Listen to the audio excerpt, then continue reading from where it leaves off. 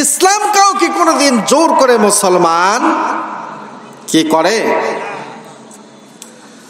ভারতবর্ষের ডক্টর ইসলামুল হক, যিনি 18 ভাষার পণ্ডিত ছিলেন,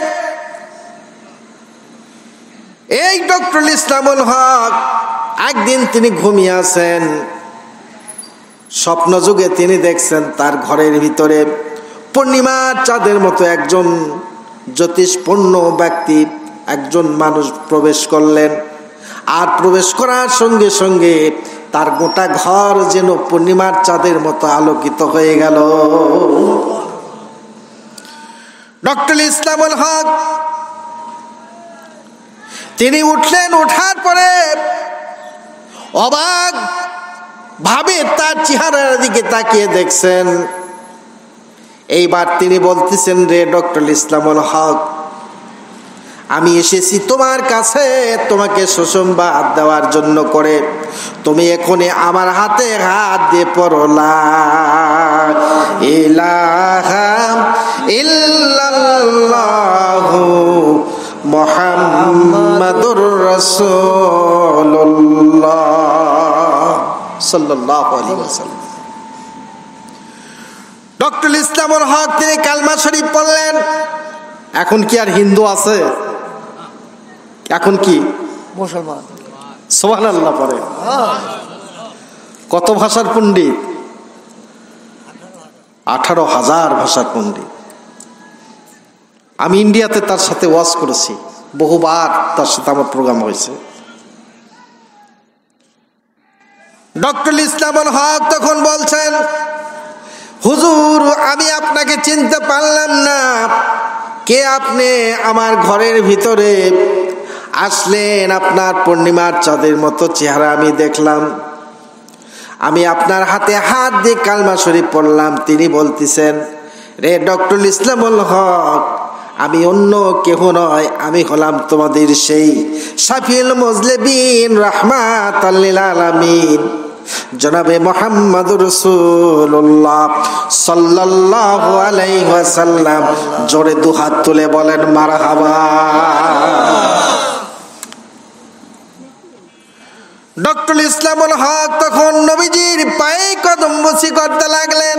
সুবহানাল্লাহ বলেন।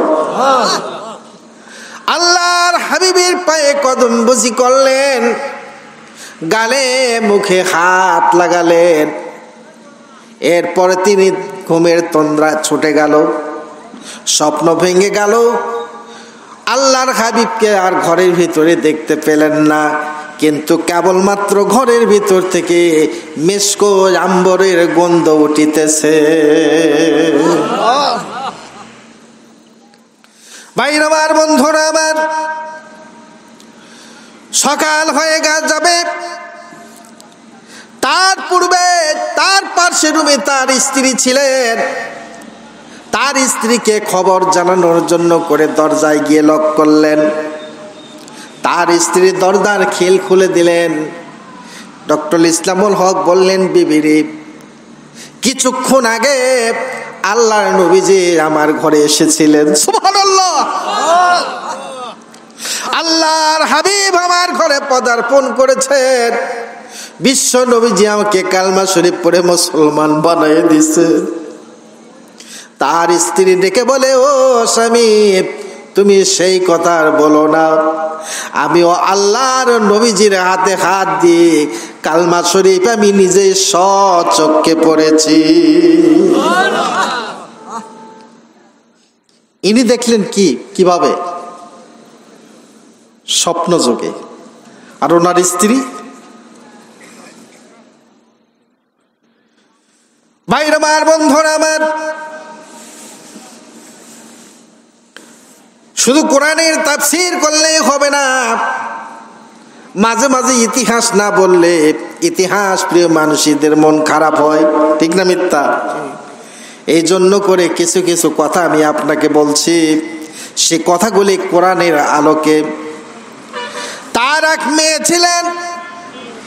এই মেয়ে খবর পেলেন তার বাবা এবং মা দুইজনে কালমা শরীফ পড়ে মুসলমান হয়ে গেছে।